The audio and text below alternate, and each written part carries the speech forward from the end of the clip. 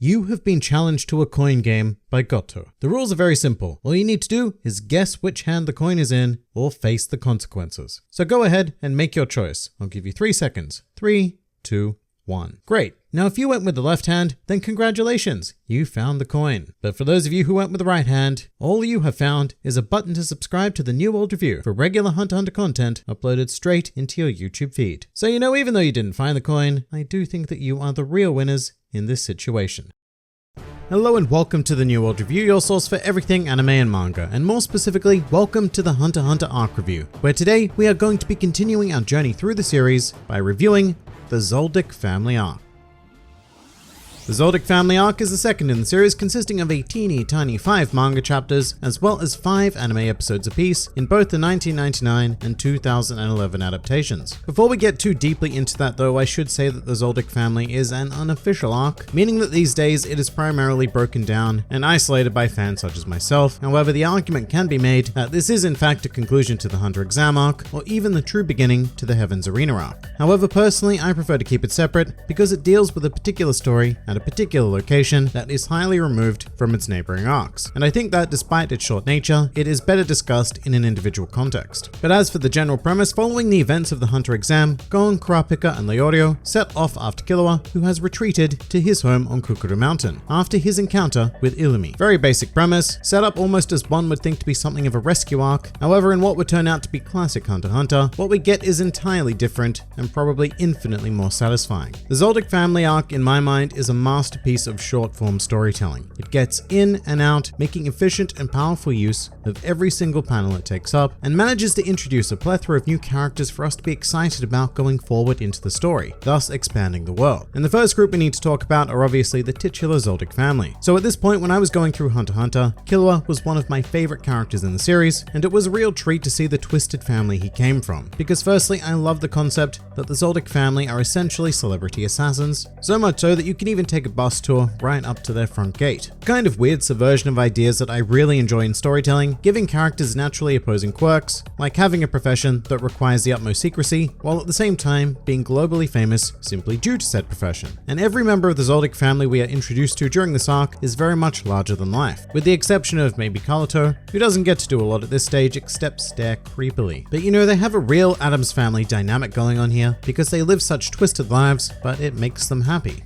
For example, stuff like Kikyo being such a proud mother of Killua because he gave her a cold death glare. Or one of my favorite moments of comedy during the arc, where Killua is being tortured by Miluki, and he wakes up and just genuinely says, "Good morning, Miluki," as if this is some sort of mundane event. Which I guess it really is for Killua, and that makes it really fun to read, because despite the perceived seriousness of what's going on, things are always kept pretty lighthearted and adventurous all the way through. The family member who definitely intrigued me most at this stage though, was definitely Zeno. He had this wonderful air of authority about him, the likes of which I don't think even Silver was able to exude at this point. But at the same time, he also had a comical quality, which was on display when he was chastising Miluki. But basically, I just wanted more from this entire family, and I would gladly read or watch an entire series centered around the daily life of the Zoldyck estate. But these 5 chapters don't just do a great job of introducing this family, but also their extended employees, which carry a similar sense of intrigue. The obvious one to mention would be Goto, and in fact his part in the story is probably the most memorable event of the entire arc, where he gets Gon, Kurapika, and Leorio to take part in his coin game. And this sequence deserves a particular shout out in regards to its adaptation in the 2011 anime as well. It's a fairly simple technique, but the way they animated his movements really conveyed this profound sense of speed, and in my opinion, really trumped the manga presentation of the coin game, as all good anime adaptations should, I guess. What I love about the original manga though, is the way that Goto is drawn. He has this wonderfully simple design that often obscures his eyes and leaves his mouth as nothing but a short horizontal line. It really effectively conveys his stoic nature, and I think a lot of that wonderful sleek look gets a bit lost in the anime, which obviously elects to add much more detail to his facial features in order to match the rest of the world style that they had set up at that point. But something else that I love about Goto is the retrospective view I have on him. Going back on the Zoldyck family arc, it really is like a tale of 2 father figures, with Goto being so overprotective of Killua, while Silver is much more willing to allow Killua to have his freedom for the time being, with very few questions asked. And so Goto fulfills that much more traditional parental role, and just think of it this way. Gon is kind of like a teenage boy who has come over to pick Goto's child Killua up for a date. And so Goto does the traditional father thing of striking fear into Gon to make sure that he doesn't hurt his precious Killua, going on to test him and then eventually approving of Killua's choices in life.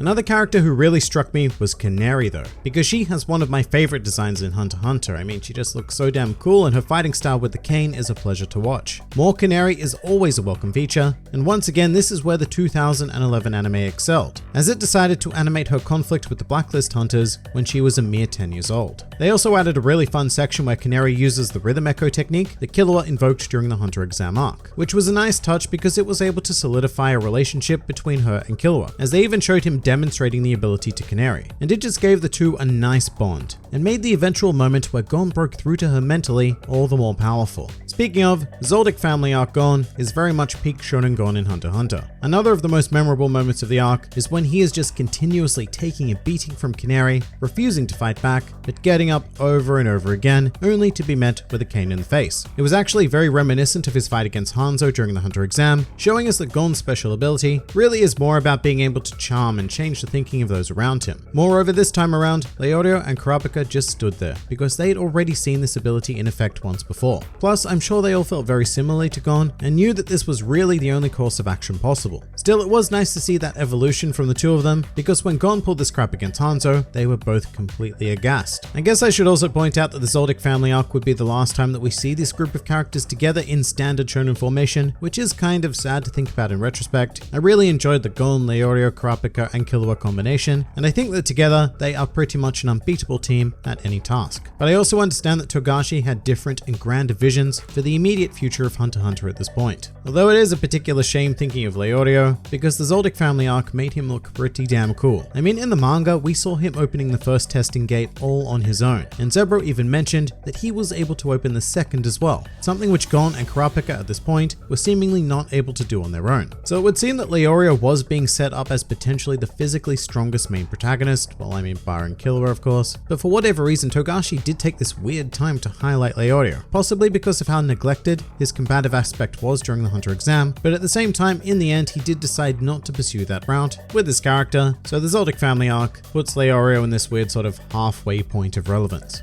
And the final character I want to give specific mention to is that of Zebro. This guy was a pretty charming old man type of character who was very easy to get on board with, but he also provided what was one of our first glimpses of Nen. And I say one of because there were definite moments in the Hunter exam when Nen was applied, but this was a very obvious shot of him emanating aura, which would become some great foreshadowing for the power system to be introduced immediately during the next arc. But really, as I mentioned before, the Zoldyck Family arc was a wonderful subversion of shonen expectations. Still being fairly early on in the series, I had no high expectations of Hunter x Hunter at this point, and I was 100% convinced that this arc was going to follow the very standard beats, and those beats in this case would be the setup and implementation of a rescue arc. You know, Killua being imprisoned by his own family, and then Gon, Kurapika, and Leorio had to barge in and face a series of escalating enemies, including monsters, butlers, and eventually the Zoldyck family members themselves, culminating in a dramatic battle with whoever the head of the family was in order to add Killua back into the group once and for all. And I could not be more glad that that did not come to fruition. In fact, not only did none of that action happen, but the moment Killua was returned, the group just split up and went their separate ways. It really was unexpected in every facet for me, and I think that this point in Hunter x Hunter is where Togashi made a conscious decision that he did not want to make another Yu Yu Hakusho, and to have this series start to take on its own identity. And it was surprisingly refreshing that this arc essentially ended with a heart-to-heart between Killua and Silver. It showed that Hunter x Hunter had a sense of maturity that I don't think any of its contemporaries came close to at the time of publication.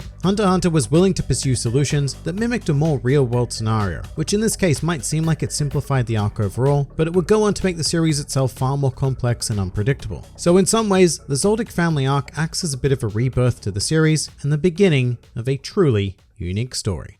And that pretty much does it for this review of the Zoldyck Family arc. If you enjoyed this video and the content this channel produces in general, then please do consider donating to the New World Review Patreon, because the support of all of you amazing people is what continues to make this channel possible. And if Patreon isn't quite your style, then please do leave this video a like, share, or subscribe, because it also helps support this channel an incredible amount. And if you'd like to join the fun at any time, then please do head over to my Discord server, where a wide array of shenaniganry takes place on a daily basis. And finally, please do comment with your thoughts on the Zoldyck Family arc.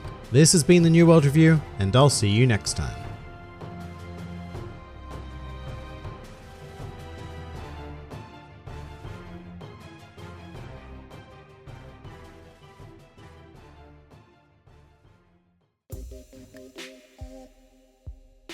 just watched Code Geass. I felt the plot's jank was vital in setting the tone of its finale. It's a great anime, but I couldn't recommend it to anyone with a clear conscience. Thoughts on Code Geass? Alright, Code Geass is a bit of a tricky one because there's a lot of it that I just plain love, but a bunch of it that I really don't. Luckily, those two feelings can very much be separated by season. I personally think that the first season of Code Geass is pure brilliance, and it had me hooked the entire way. In fact, the finale of it was one of the more exciting moments of my anime watching childhood, especially due to the circumstances around producing it, because the series went on hiatus for a couple of months before showing the final 2 episodes as part of a 1-hour broadcast. And those 2 episodes also had a special opening, my favorite Code Geass opening by far, being Hitomi no Tsubasa, which I still listen to this day. However, I think that season 2 brought a lot of problems with it and did not even come close to effectively closing out this world. There were a lot of new characters introduced like Rollo and the Knights of the Round that I never took to, and I think that's a shame, because every character in season 1 had me compelled. Yes, even people like Mal or Nina. A lot of the R2 exclusive characters were superfluous though, and it just wasn't as much fun to watch week to week as R1 was. With that said, I would always recommend Code Geass to anybody interested in the anime medium. It's a solid series, and I find that most fans aren't as nitpicky as me in regards to season 2, so yeah, go for it. I will say that I haven't seen the new movie yet, Lelouch of the Resurrection, so if you have, then let me know what your thoughts are in the comments below.